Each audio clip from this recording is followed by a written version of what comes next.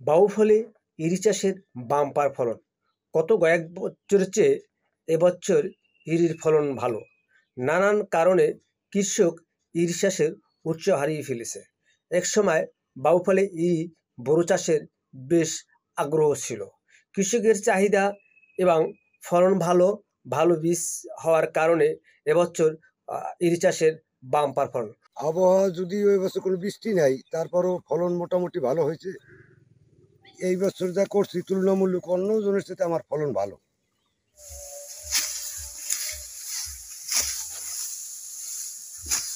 আমি সতালাদার, এবছর খুব ভালো ফসল পাইছি, বুঝছেন।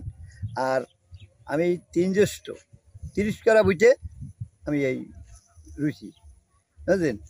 তাই যদি আমার সহযোগিতা কিছু করে তাহলে আমি আরো রোপণ করতে পারি।